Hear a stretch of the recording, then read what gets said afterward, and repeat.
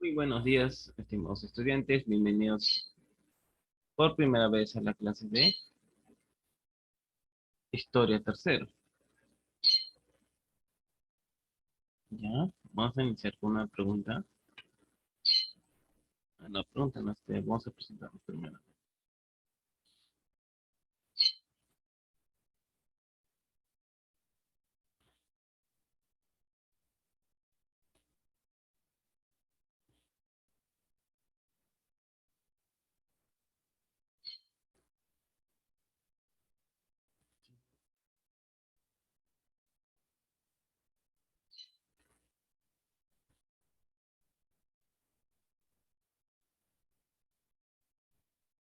Ya, me presento ante ustedes. Soy el docente.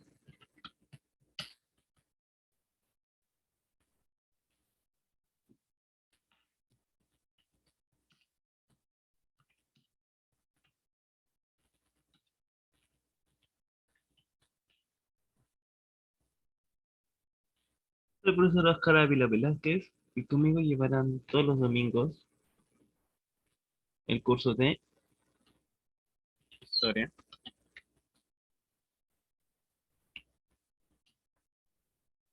Historia Tercero. Todos los domingos.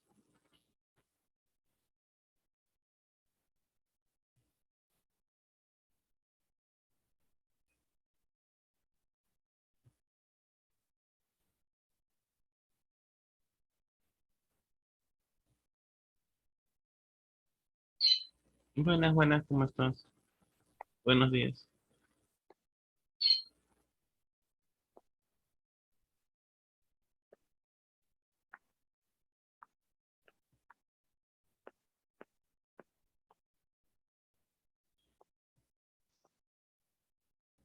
Buenos días.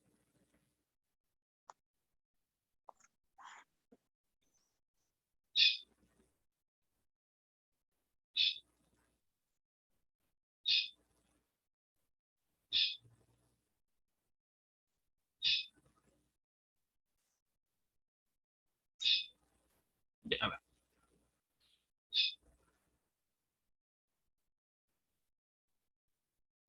Estaba comentando, ¿no? Soy el docente Oscar Ávila Velázquez. Conmigo llevarán a cargo Historia Tercero. Domingo,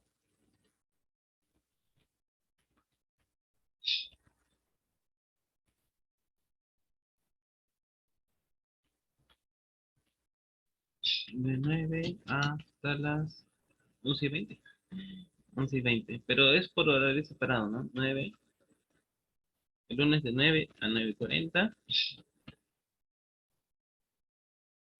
El siguiente es de 9:40 a 10:20.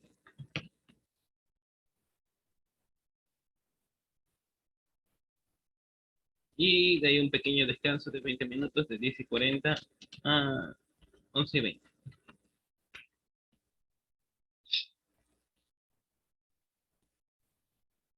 Voy a dejar el número, ¿no? Porque a veces, como digo, las actividades que uno manda en historia necesitan ser respondidas al WhatsApp o al correo electrónico. Voy a dejar los dos para que lo puedan apuntar.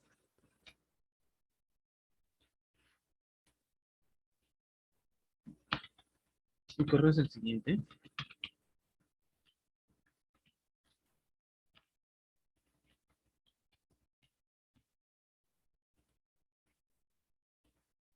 Y mi WhatsApp es el siguiente.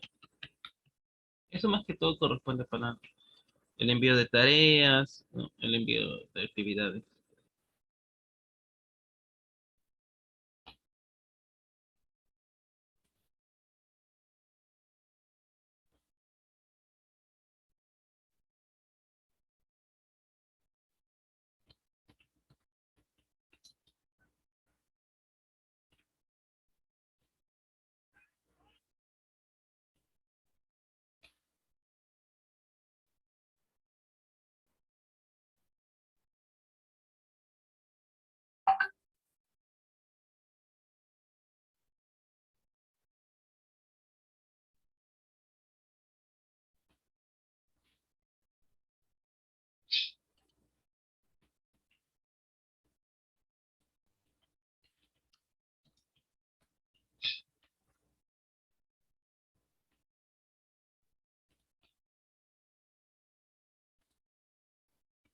Ya, bueno, ahora sí vamos a iniciar con una pregunta, ¿no? ¿Qué es historia para ti?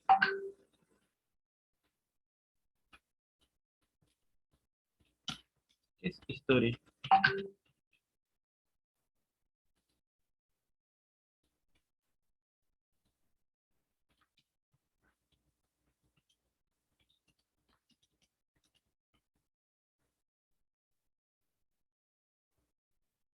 ¿Qué es historia para ti? A ver,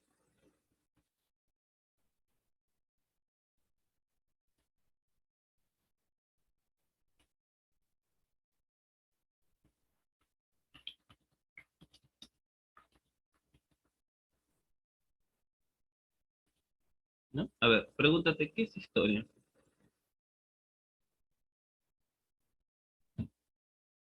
¿Qué será historia para ti?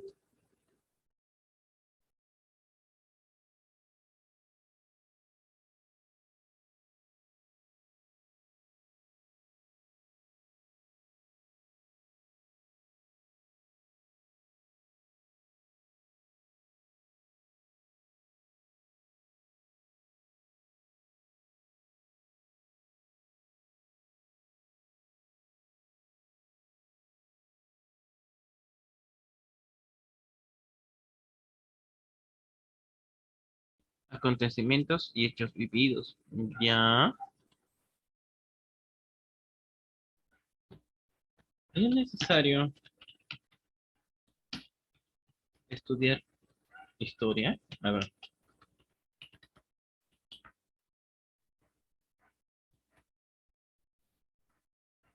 esa no solamente de un país, sino todo el ámbito, todo el ámbito. ¿Es necesario saber la historia de algo o de alguien? Ah,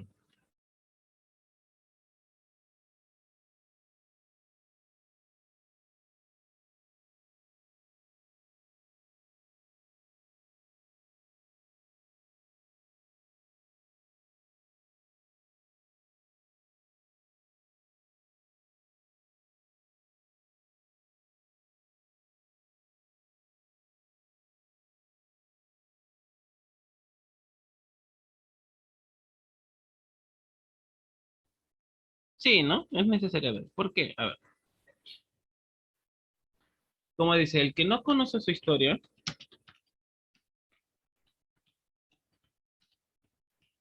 está condenado a repetirlo.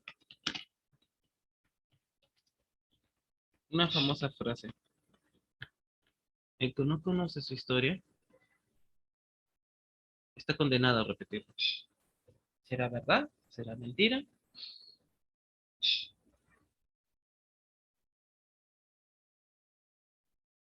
¿Es cierto que estaremos condenados a repetir la historia?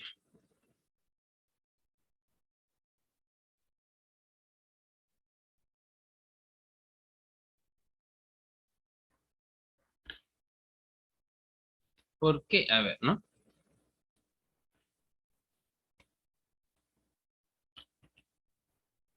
Historia. En historia, ¿qué vamos a estudiar? Hechos del pasado. Hechos del pasado acá en el presente para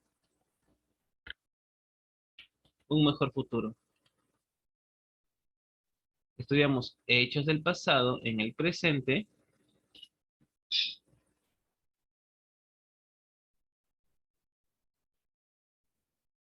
hechos del pasado en el presente para tener un mejor futuro.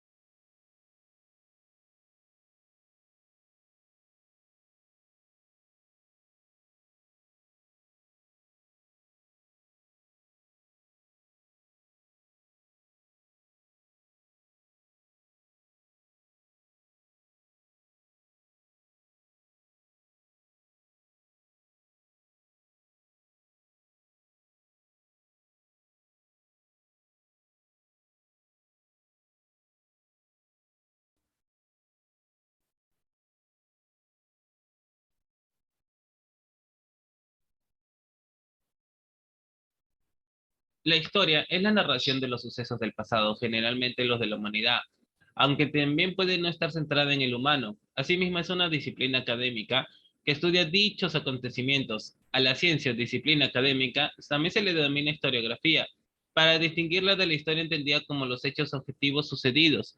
Es una ciencia social debido a su clasificación y método, pero si no se centra en el humano, puede ser considerado como una ciencia natural, especialmente en un marco de la interdisciplinariedad.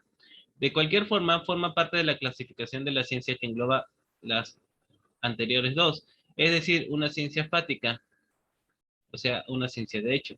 ¿Su propósito qué es? Es averiguar los hechos y procesos que ocurrieron y se desarrollaron en el pasado, interpretarlos ateniéndose a criterios de la mayor objetividad posible. Aunque la posibilidad de cumplimiento de tales propósitos y el grado en que sean posibles son sí mismos objetos de estudio de la historiología o teoría de la historia como epistemología, conocimiento científico de la historia. Se denomina historiador o historiadora a la persona encargada del estudio de la historia. Al historiador profesional se le concibe como el especialista de la disciplina académica de la historia. Y el historiador no profesional se le suele denominar cronista. O sea, como un fanático, pues, ¿no?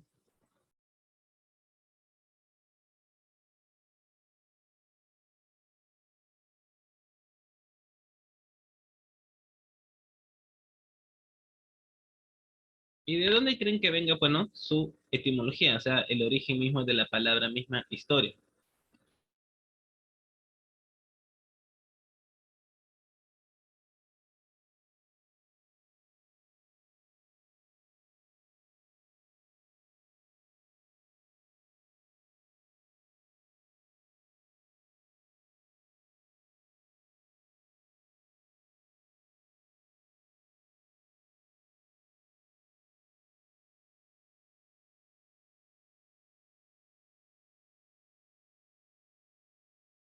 ¿Cuál creen que sea su origen de misma de la palabra historia?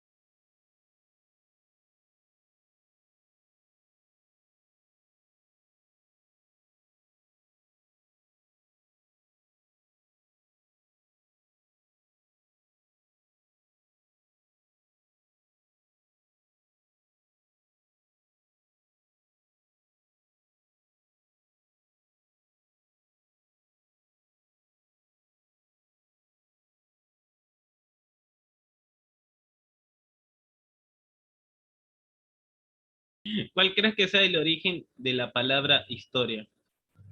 No, por ejemplo, si tú tienes ese nombre, es porque también tiene una historia, ¿no? Digamos, los padres ponen el nombre a sus hijos por algo que les recuerda, por un suceso, o porque les pareció bonito, ¿no? Ahora la pregunta es, ¿cómo creen que designaron, dijeron, ya, esto se va a llamar historia, y punto, ¿no? ¿Por qué creen que le digamos, se llama mismo historia, o sea, su origen?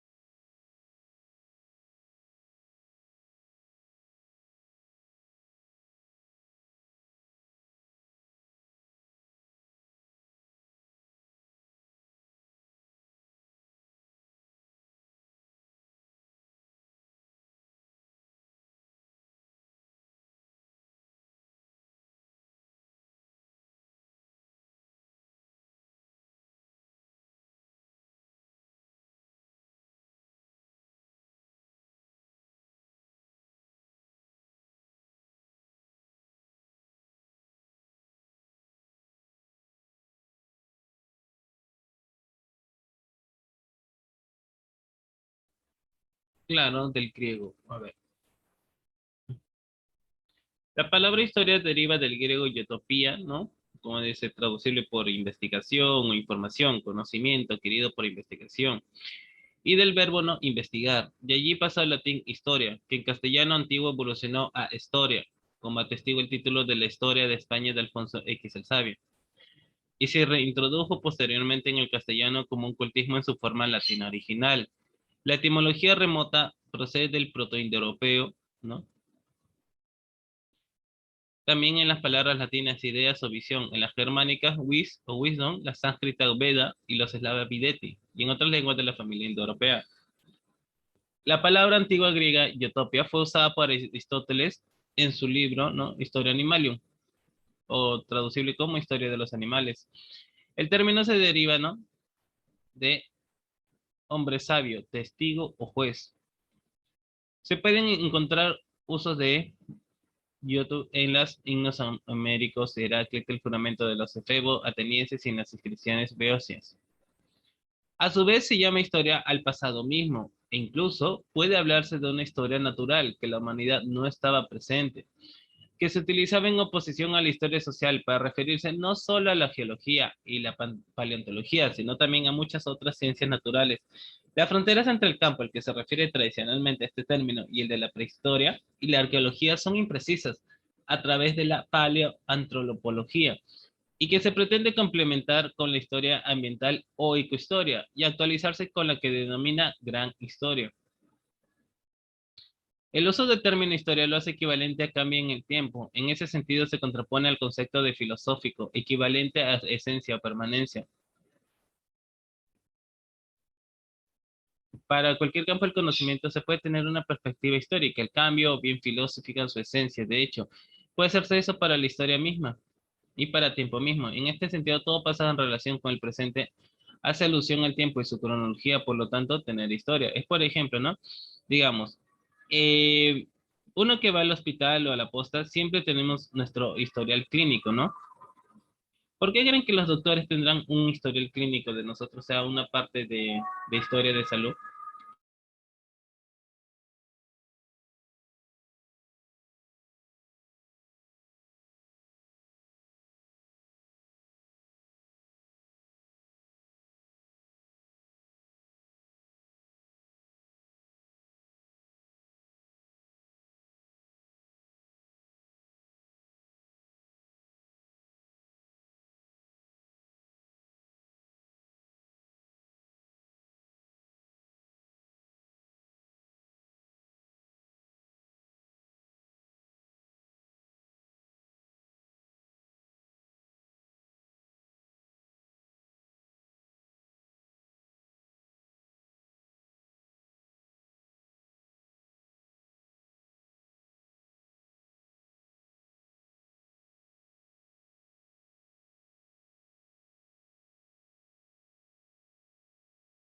¿No? A ver, siempre tienen un poquito de historia. La historia como ciencia, ¿no? Dentro de la popular división entre ciencias y letras humanidades, se tiende a clasificar la historia entre las disciplinas humanísticas junto con otras ciencias sociales, ¿no? También denominadas ciencias humanas, o incluso se la llega a considerar como un puente entre ambos campos, al incorporar la metodología de estas a aquellas. No todos los historiadores aceptan la identificación de la historia como una ciencia social, al considerarla una reducción de sus métodos y objetivos, comparables con los del arte, si se basan en la imaginación. Los partidarios en su condición científica son la mayor parte de los historiadores de la segunda mitad del siglo XX y del XXI. Buena parte de ellos lo hicieron desde una perspectiva multidisciplinar. Por ejemplo, Braudel combinaba historia con geografía, Bracher con ciencia política, Vogel con economía, Guy con la psicología, Trigger con la arqueología, mientras que los demás y todos lo hacían a su vez con las anteriores y con otras, como la sociología y la antropología. Esto no quiere decir que entre ellos haya alcanzado una posición común sobre las consecuencias metodológicas de la aspiración de la historia al rigor científico, ni mucho menos que propongan un determinismo, que al menos desde la revolución esteniana de comienzo del siglo XX no proponen ni las llamadas ciencias duras. Por su parte, los historiadores menos proclives a considerar científica su actividad tampoco tampoco defienden un relativismo estricto que imposibilitaría de forma total el conocimiento de la historia y su transmisión. De hecho, de un modo general, aceptan y se someten a los mecanismos institucionales, académicos y de práctica científica existentes en la historia y comparable a los de otra ciencia, tanto la ética de la investigación, publicación científica, revisión por pares, debate y consenso científico, entre otros.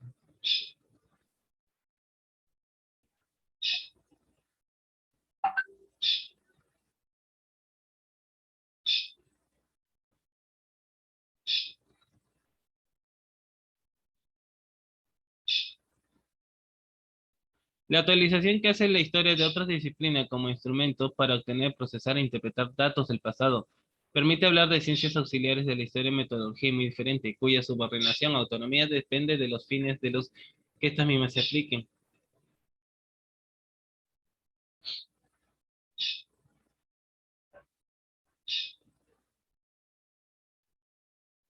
No, por ejemplo, algunos dicen, no, pérdida de tiempo. No es pérdida de tiempo la historia. Uno tiene que conocer la historia de todo para poder, pues, ¿no? Ver los hechos.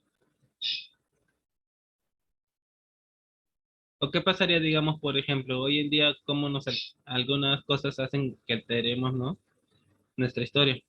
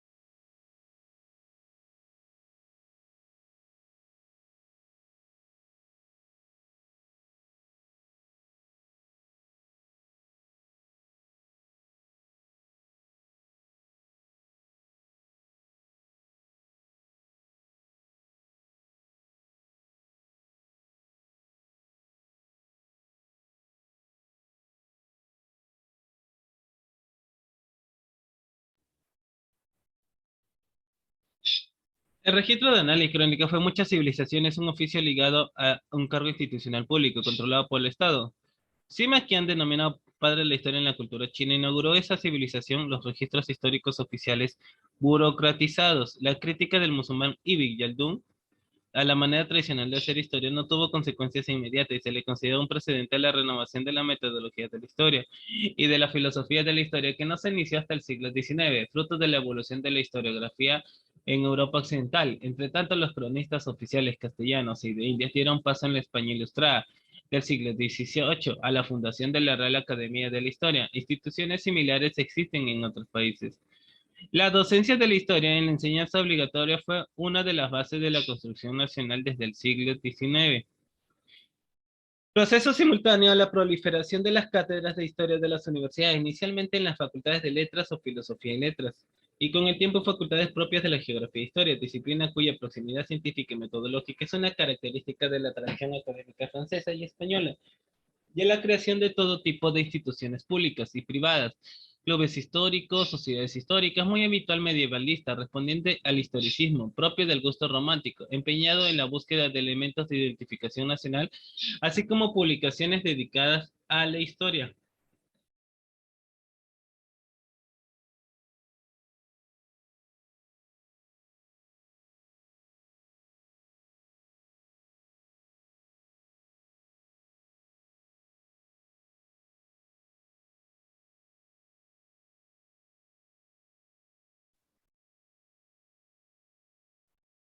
En la enseñanza media de la mayor parte de los países, los programas de historia se diseñaron como parte esencial del currículo, en especial la agregación de historia, presente en los dioses franceses de 1830. Adquirió con el tiempo un prestigio social incomparable con los cargos similares en otros sistemas educativos y que caracterizó el elitismo de la escuela laica republicana hasta el finales del siglo XX.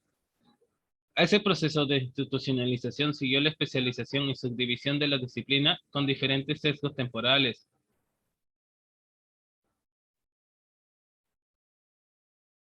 ¿no? De cuestionable aplicación fuera de la civilización occidental, historia antigua, medieval, moderna, contemporánea. Estas dos últimas habituales en la historiografía francesa o española no suelen subdividirse en la historiografía anglosajona, en la, o sea, digamos, en la era moderna. Las espaciales, ¿no? Historia nacional, regional, local, continental, de África, de Asia, de América, de Europa y de Oceanía.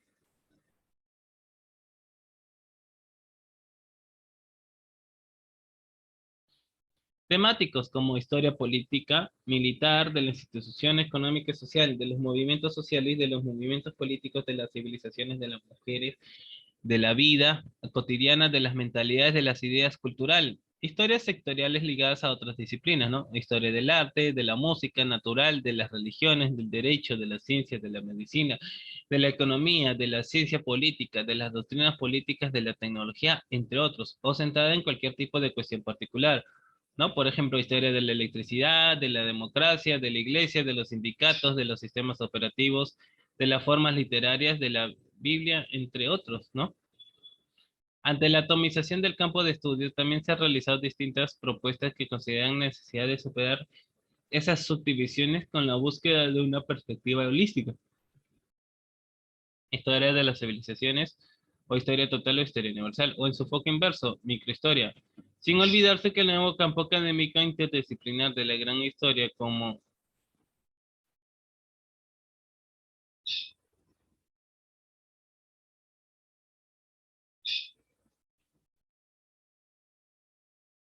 el intento de comprender de manera unificada la historia del cosmos, universo, la Tierra, la vida y la humanidad, cubriendo la historia del Big Bang hasta la historia del nuevo mundo actual. Por ejemplo, ¿no? ¿Cómo crees que haya venido el ser humano a la Tierra? A ver, ¿alguna vez te has preguntado cómo ha venido el ser humano a la Tierra?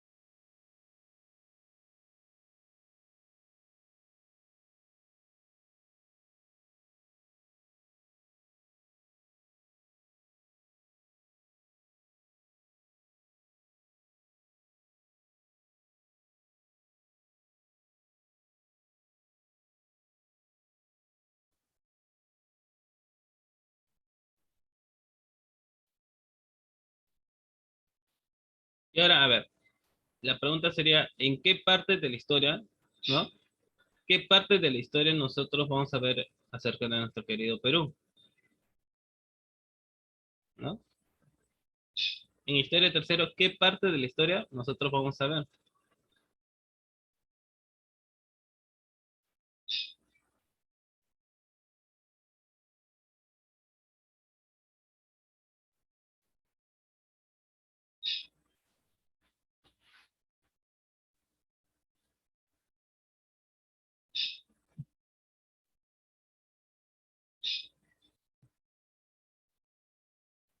¿No? ¿En qué parte, digamos, de la historia del Perú nos vamos a ubicar?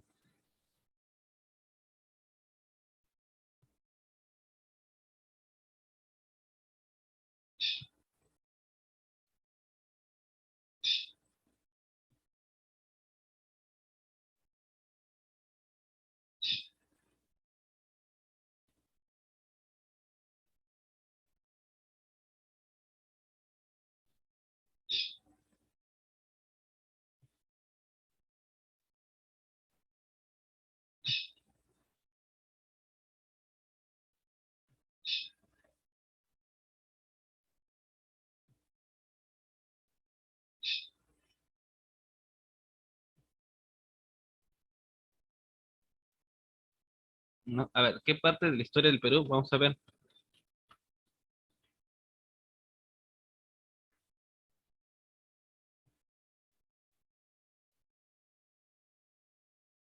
¿A dónde nos vamos a ubicar?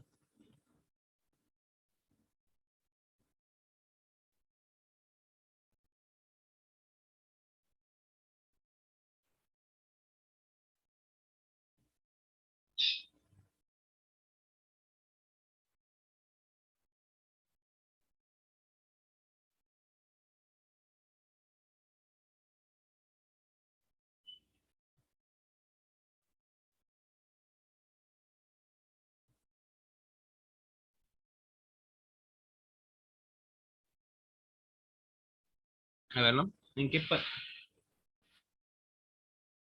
Ya, no, pero digamos, en nuestro queridísimo Perú,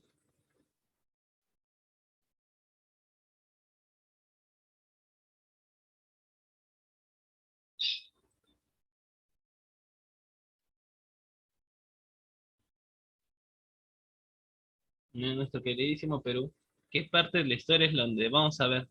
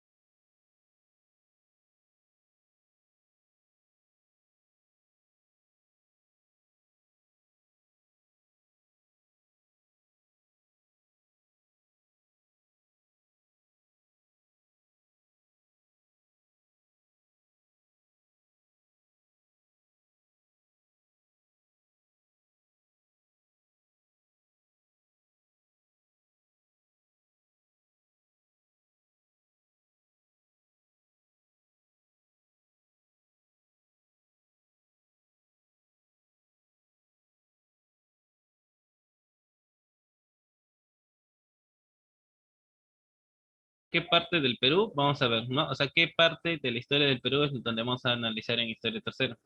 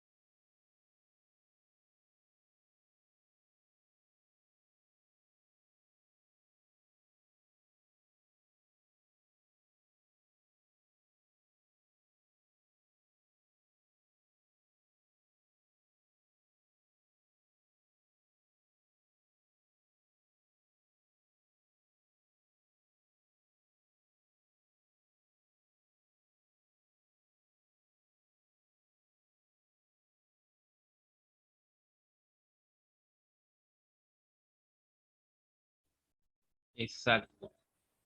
Vamos a ver acerca del segundo militarismo. ¿Y qué crees que entendemos por segundo militarismo?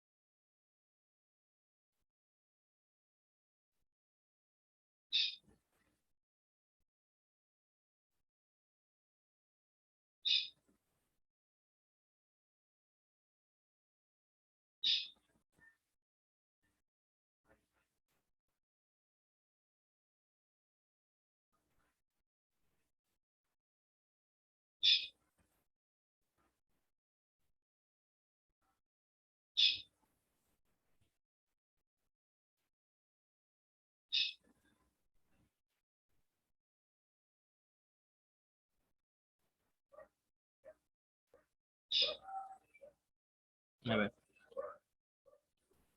segundo militarismo.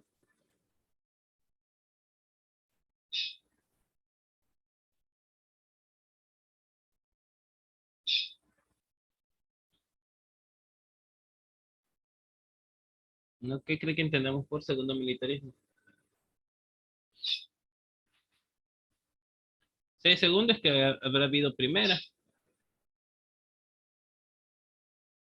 por lo tanto, ¿no? ¿Qué creen que sea el segundo militarismo?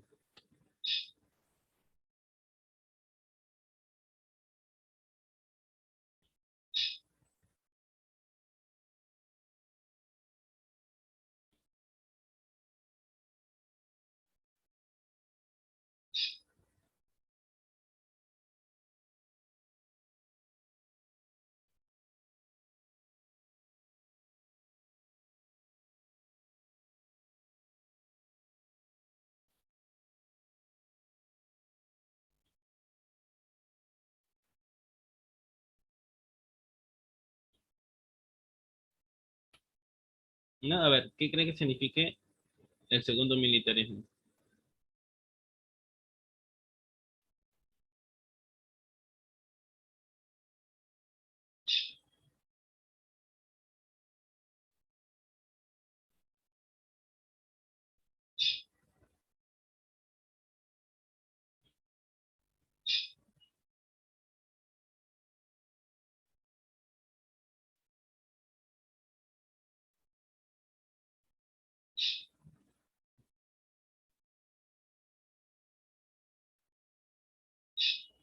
Ya, debido a las actividades de las clases civiles.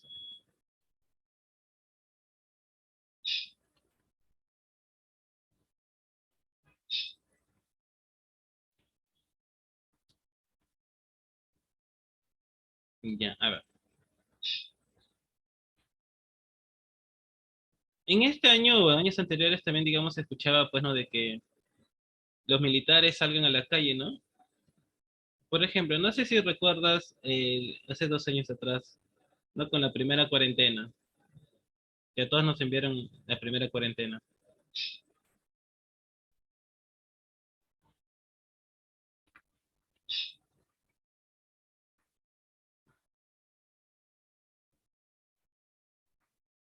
A ver, la diferencia entre la primera cuarentena, ¿no? La primera, desde el 15 de marzo del 2020, donde se tomaron unas decisiones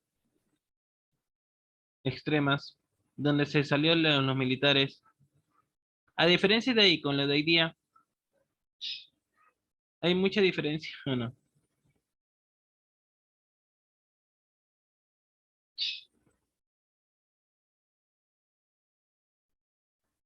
Claro, digamos, las personas, digamos, en su mentalidad, más tienen miedo a los militares que a los mismos policías, ¿no? Por ejemplo, en qué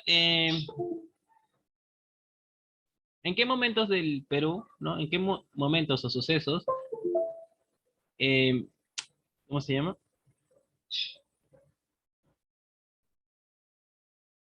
Usan a los militares, a ver. ¿En qué casos usan a los militares?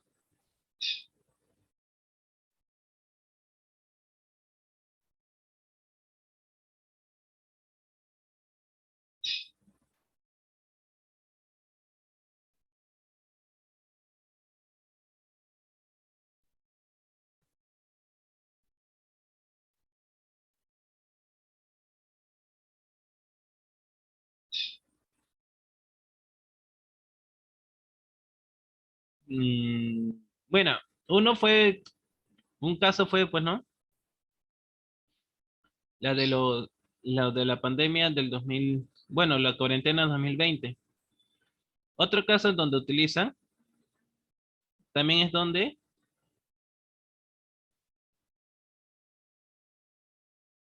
por ejemplo, en las elecciones,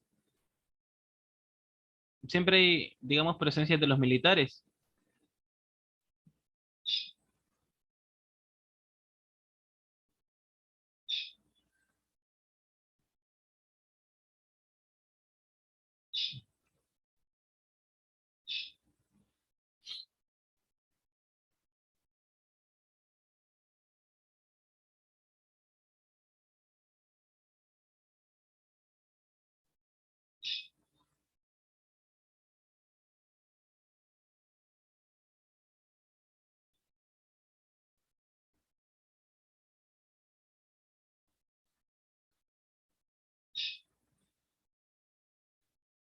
No, a ver, ya te mencioné dos casos. ¿Qué otros casos más usan a los militares?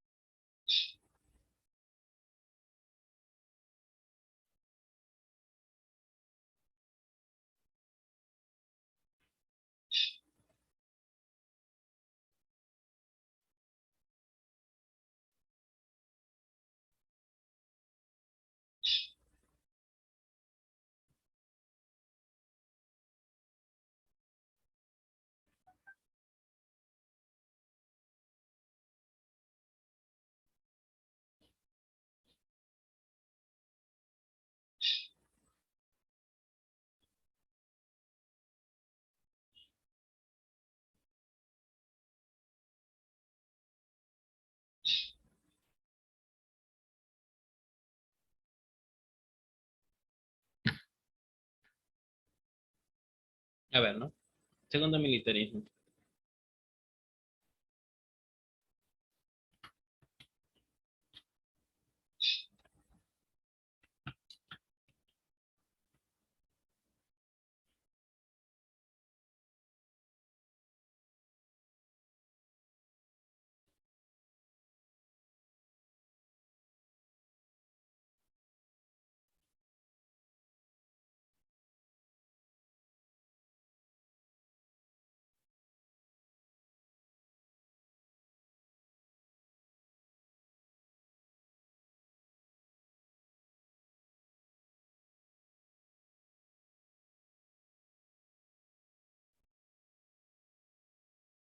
En la intervención de personas y también, digamos, en tiempos de guerra, donde utilizan a los militares. Por ejemplo, ¿no? Se hablaba, por ahí había algunos spoilers, ¿no? Había algunos rumores, ¿no? Que los militares se iban a rebelar, todo ello, ¿no?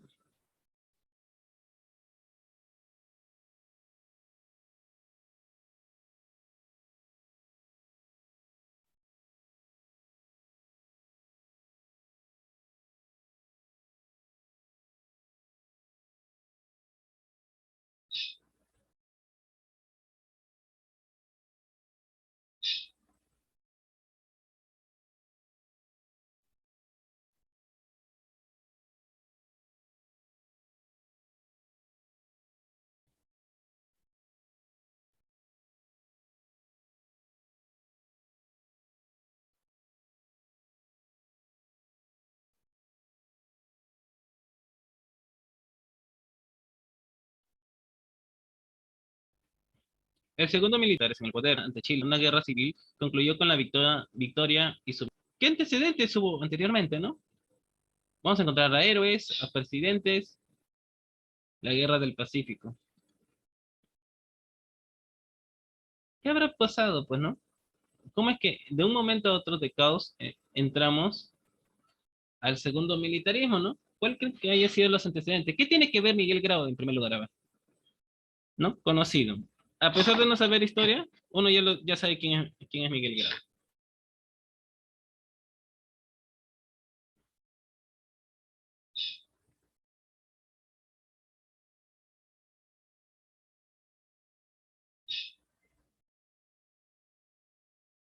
A ver, para ti, ¿quién fue Miguel Grau? ¿No?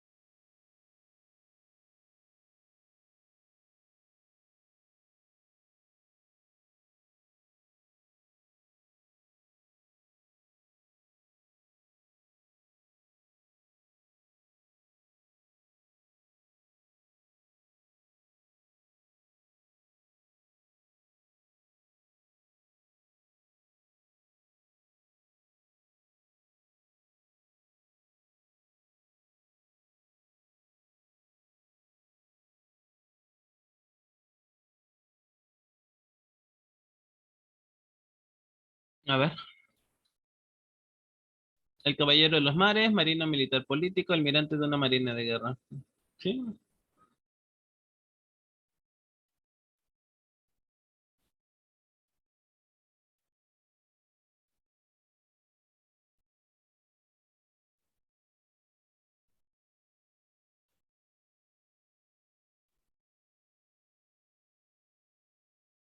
a ver. Pues los antecedentes que tenemos, bueno, era el segundo gobierno de Mariano Ignacio Prado, de 1876 a 1879. Llega al poder tras vencer a Nicolás de Piérola y en unas internas del Partido Civil, apoyado por Manuel Pardo y Lavalle. Dicho partido presentó dos candidatos que no tuvieron competidores. Impulsó las contribuciones particulares, grabó con impuestos a las minas. En 1877, Pierola se subleva en Moquegua. Fue derrotado en la batalla de Yacango huyendo a Chile. Los pierolistas en Lima tomaron el Huáscar y tras recoger a sus líderes se enfrentaron a los barcos ingleses Cha y Amédis en el combate de Pacocha. Luego entregaron el Huáscar en Arequipa. El 16 de noviembre de 1878 fue asesinado Manuel Pardo y Lavalle, ingresando al Congreso. Era en ese tiempo el presidente del Senado. La guerra del guano y el salitre. La guerra del guano y el salitre fue una guerra financiada por el capitalismo inglés a favor de Chile, para que Perú pierda sus reservas salitreras y se anule todo proyecto de desarrollo nacional. El proyecto civilista de Manuel Pardo y Lavalle contemplaba la ampliación de un aparato productivo basado en la agroexportación y la minería.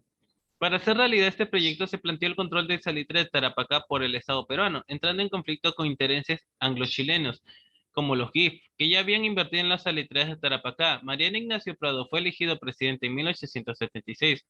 Llevaba ya 3 años de gestión cuando Chile declaró la guerra al Perú. Si bien Prado había recibido de los civilistas un país abrumado por la crisis económica, no esperaba que esta se viese agravado por un conflicto con un país que en ese entonces ni siquiera era limítrofe con el nuestro. La ingrata sorpresa de la guerra no solo se debió a factores que escapaban al control del Perú, sino sobre todo errores cometidos por los distintos gobiernos peruanos desde la época del Guano. Mala administración económica, diplomacia débil y con poca visión de la compleja política sudamericana. Y por último, abandono de la defensa nacional. Es importante analizar los acontecimientos que se presentaban en estos de manera crítica y mesurada, de modo que obtengamos como resultado una visión pesimista ni revanchista de la cosa. No, por ejemplo, aunque ese es típico, ¿no? Que siempre dicen, no, hemos recibido al Perú, cada gobierno dice, hemos recibido al Perú en peores condiciones. Por ejemplo,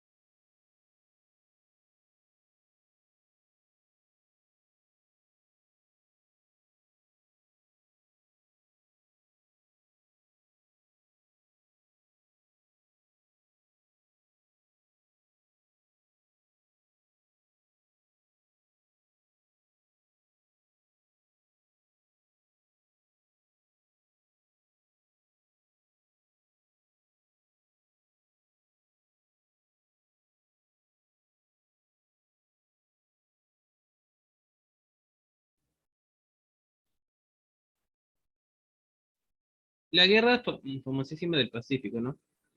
Chile y Bolivia firmaron un tratado secreto en 1872 sobre límites fronterizos en la franja costeña que correspondía a Bolivia. Se encontraban importantes yacimientos de salitre que continuaban en el sur del Perú y que eran explotados por capitalistas chilenos e ingleses. En 1874 se acordó que Bolivia no aumentaría por 25 años los impuestos de salitres. Este tratado no fue ratificado por el Congreso boliviano, al que en cambio decidió un nuevo impuesto de 10 centavos por quintal. Esta decisión llevó al gobierno chileno a invadir militarmente el territorio boliviano, donde se encontraban dichos yacimientos. Adivina dónde crees que, digamos, cuál crees que haya sido la ciudad en donde, bueno, en sí Bolivia tenía salida al mar, y esa ciudad es la donde la pierde, Antofagasta. El Perú había firmado en 1873 un tratado defensivo secreto con Bolivia en busca de un acuerdo de paz. Viaja a Chile José Antonio de la Valle, pero no se logra. El Congreso chileno declara la guerra al Perú el 5 de abril de 1789. La causa real y directa de la guerra fue el territorio salitrero de Tarapacá. A ver, ¿no? ¿Por qué crees que se pelearon por el salitre en ese tiempo?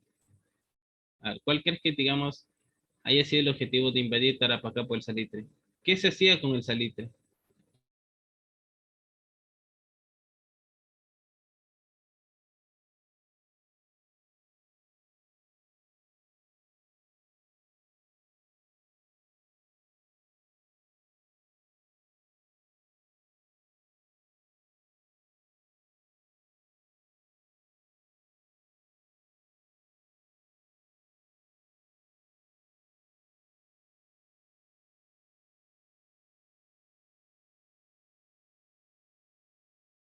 No, a ver, ¿por qué ellos creen que buscaban el salitre? A ver.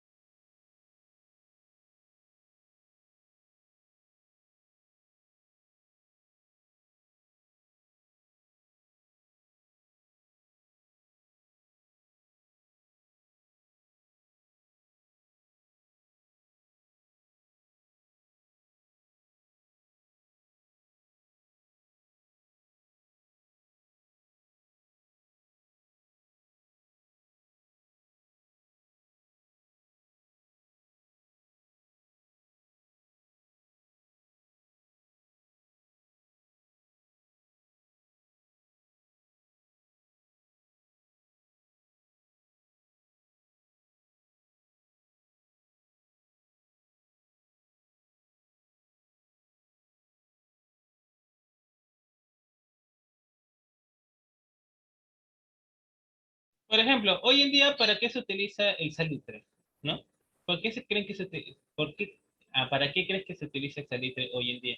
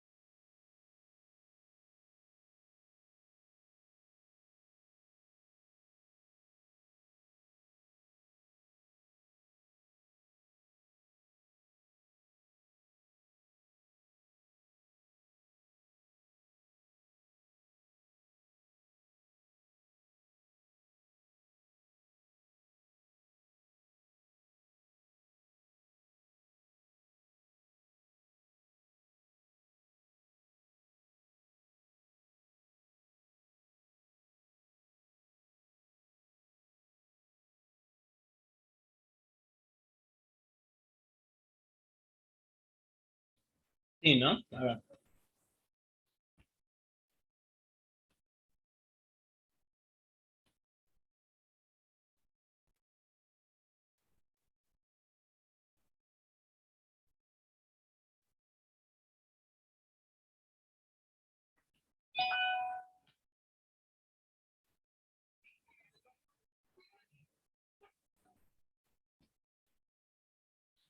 Los presidentes se encontraban Mariano Ignacio Prado en Bolivia y Hilarión Daza, y en Chile Aníbal Pinto.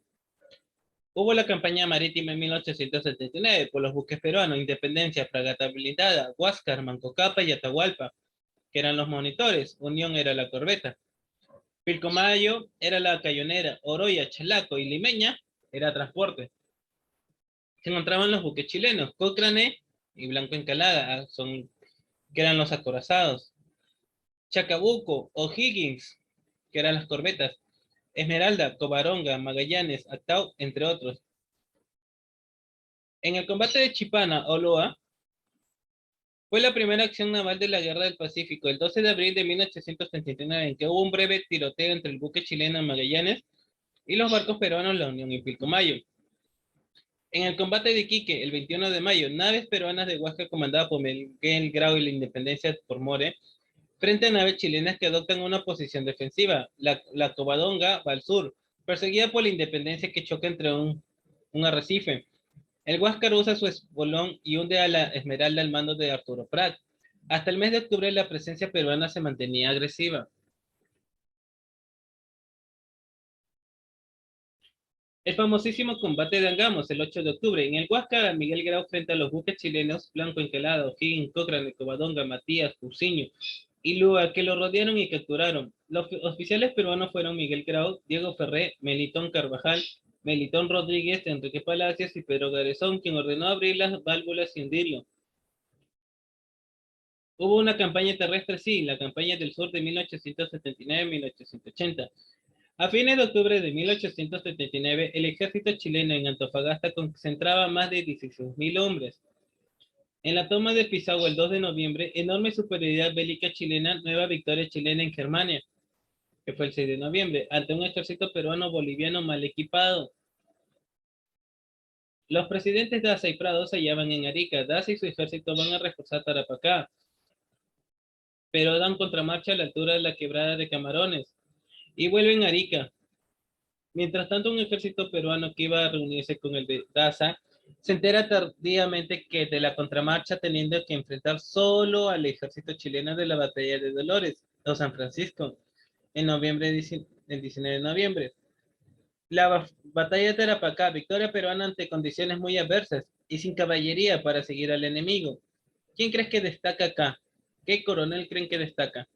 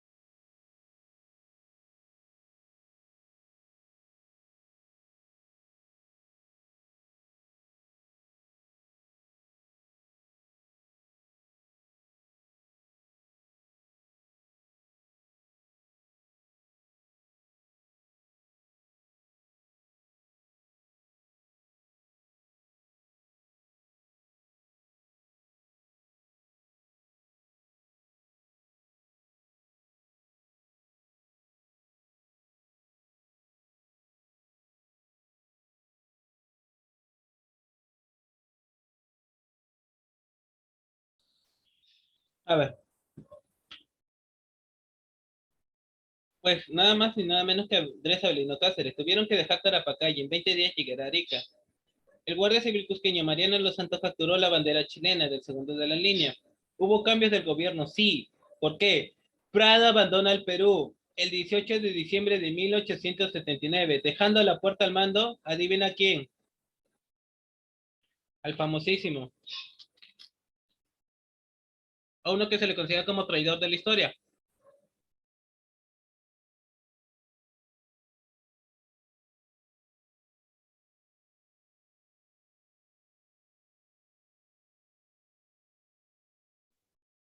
Nada más ni nada menos a Piérola, que Piérola da un golpe de estado implantando su dictadura. En Bolivia se incumplió en la presidencia de Narciso Campero, yendo Daza a Panamá. La mayor parte del ejército chileno desembarca en Pacocha, entre Arequipa y Tacna, al mando de Baquedano. Al mes derrota a las tropas de Puno y Cusco, comandado por Andrés Gamarra en la batalla de Los Ángeles.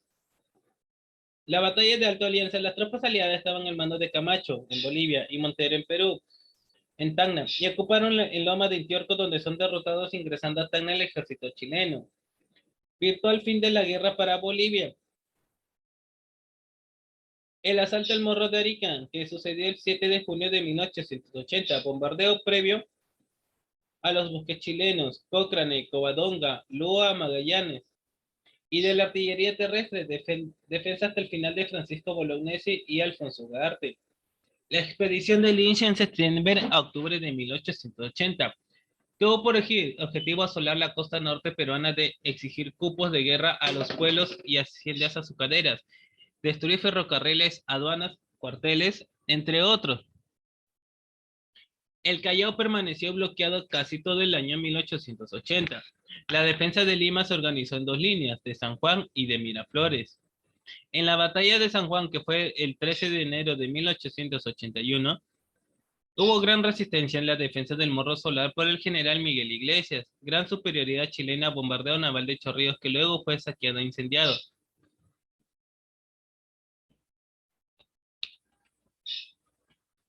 Hubo la batalla de Miraflores, que fue la derrota de las milicias voluntarias limeñas, que ocuparon Lima el 17 de enero. Piérola se retira a la sierra. En Lima se elige presidente provisorio a Francisco García Calderón, quien se instala en Magdalena, pero al no ceder a las presiones chilenas es suspendido y exiliado. La campaña de la sierra, que hubo la resistencia en la Sierra Central organizada por Cáceres, en base a un pequeño ejército y numerosas montoneras. Victoria sobre ejércitos chilenos que incursionaron en el Valle del Mantaro, en Pucará, el 5 de febrero y el 9 de julio de 1882, Marcavalle en julio 9 y Concepción en julio 9 también. El general Iglesias hace desde el norte un levantamiento a favor de la paz. Aún así mantuvo la lucha y venció una avanzada chilena en San Pablo, lo que dio lugar a violentas represalias chilenas en Cajamarca. Este convenció a Iglesias de la necesidad de paz y reiteró su llamado grito de Montán, que después los detallaré. Cáceres mantuvo la resistencia, pero fue derrotado en Huamachuco el 10 de julio de 1883 por falta de municiones y carencia de bayonetas. Entre los mártires de esta heroica gesta figura Leoncio Prado. Se apresuran las negociaciones entre los representantes de Iglesias y los ocupantes chilenos. Se firma el Tratado de Ancón por el plenipotenciario chileno Josefino Noboa y el ministro de Relaciones Exteriores del Perú, José Antonio Lavalle, y el plenipotenciario peruano Mario Castro Saldívar. El tratado permite a la anexión chilena de Tarapacá y la ocupación por 10 años de Tacna y Arica, al término de las cuales habría un plebiscito que sería la nacionalidad de los territorios. Las tropas chilenas desocupan el Lima el 23 de octubre de 1883 y todo el sur del Perú hasta el límite de Tacna. ¿Cuál fue la consecuencia de esta guerra? ¿Cuántas vidas se perdieron? 15.000 vidas perdidas en 4 años de guerra. Pérdida del salitre y territorio de Tarapacá. Ruina de la agricultura, industria y comercio. Crisis fiscal y ruina del crédito exterior. Pérdida de la escuadra. Reaparición del militarismo. ¿Por qué? Desde este punto podemos analizar brevemente las causas de la derrota peruana. El Perú era un país donde las economías regionales eran autónomas y rivales entre sí. El sur tradicionalmente por siglos había sido una unidad consolidada. La región central más dinámica giraba alrededor de la producción minera de Cerro de Pasco. El norte comerciaba básicamente con Guayaquil y Centroamérica. Lima, sede del gobierno, miraba más hacia el Pacífico que al interior del país, de tal suerte que era imposible hablar de una conciencia nacional de aquel entonces. Más propio sería mencionar la existencia de zonas autónomas. En consecuencia, en un país desintegrado no se podía esperar actitudes nacionalistas. Por eso Francisco Bolognesi nunca recibió el auxilio que esperaba en el Morro de Arica. Por eso que en la ocupación chilena de Lima y del norte, las principales familias dieron cupos al chileno Patricio Lynch para que no sean destruidas de sus propiedades. Arequipa no envió una bala porque las diferencias regionales pesaban más que cualquier guerra externa. Por ello, Cáceres no recibió la ayuda prometida. Ante el avance de las tropas chilenas al norte. Los hacendados de esta región proclamaron presidente a Miguel Iglesias, quien no tuvo ningún cargo de conciencia para firmar el Tratado de Ancón y en consecuencia ceder Tacna y Arica y Tarapacá, en suma de guerra de 1879. Sorprende al Perú impreparado para una contienda militar y en medio de la bancarrota económica. La República, a pesar de las constituciones, no había logrado organizarse adecuadamente, ni habían sido administrar su pobreza inicial, ni la inmensa riqueza que significó el guano y el salitre. No supo dar las medidas indispensables para integrar a la población andina a la nación peruana, y más bien despilfarró cuantiosos ingresos, dando una falsa sensación de prosperidad y debilitando las energías y capacidades para manejar con cautela nuestros recursos. Así pues, la miopía de los gobernantes de entonces, su inoperante diplomacia, el nefasto caudillismo militar, la desintegración de nuestra sociedad, el mal uso de las rentas del guano, el abuso de los empréstitos y su irresponsable aplicación derrochando los ingresos del Estado hasta la exageración, nos explica con mayor objetividad las causas de la derrota en la guerra del Pacífico.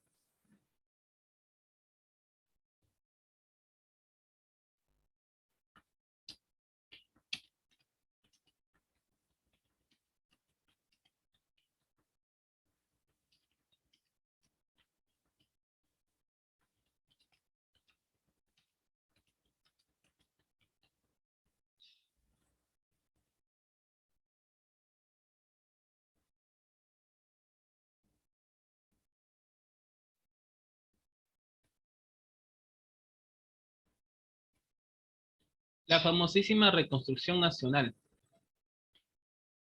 La reconstrucción nacional, ¿no? Como estamos viendo,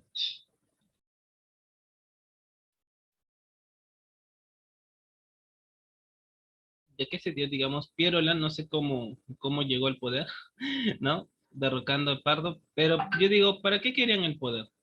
¿No?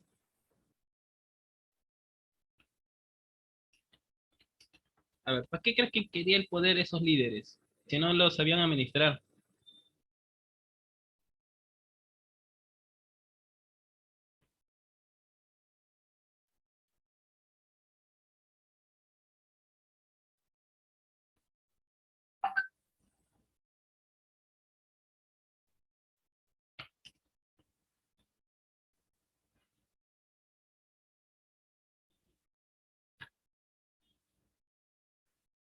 ¿Para qué crees que, digamos, nos encontramos en una, bueno,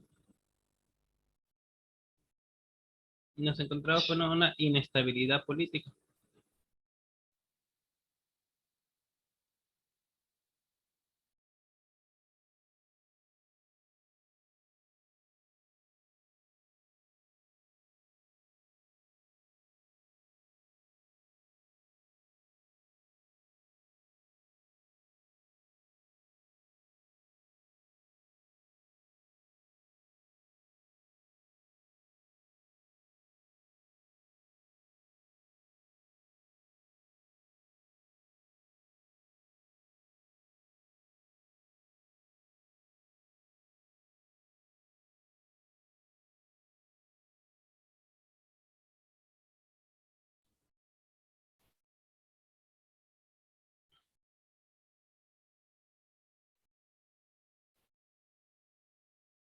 La Guerra del Pacífico terminó completando la destrucción que se había iniciado con la crisis económica de la década de 1870.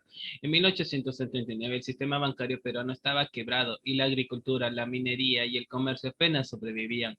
Al terminar la pesadilla de la guerra y de la ocupación, el país seguía viviendo, pero en un país exangüe, amputado, dolorido, la situación económica del país luego de la guerra fue bastante precaria. El país sentía la necesidad de afrontar un futuro de reconstrucción en todos sus aspectos. El Perú había perdido sus principales recursos naturales, sus principales industrias productivas. El comercio se había contraído, las principales vías de comunicación colapsadas, destruidas. Una inflación incontenible y sobre todo una enorme deuda externa con los acreedores ingleses, la cual sobrepasaba los 50 millones de libras esterlinas, lo que hacía imposible que el Perú pudiese recibir nuevos créditos internacionales. Sin embargo, en estos años van a aparecer nuevos recursos económicos que van a permitir acelerar la recuperación económica del país. Se inició con la explotación del caucho en la selva y el petróleo en la costa norte. La explotación de ambos recursos naturales está vinculada al fenómeno de la revolución industrial, la cual tuvo el boom del automóvil a su máximo exponente. Asimismo, se inició en este año el lento resurgimiento de la actividad agroindustrial del azúcar y el algodón en la costa norte del país. A ver, ¿no? Vamos a continuar en la tercera parte dentro de 10 minutos, ¿no? 10:40 te vuelves a unir, ¿ya? Va a tener un breve descanso. 10:40 vuelven a unirse para la tercera parte.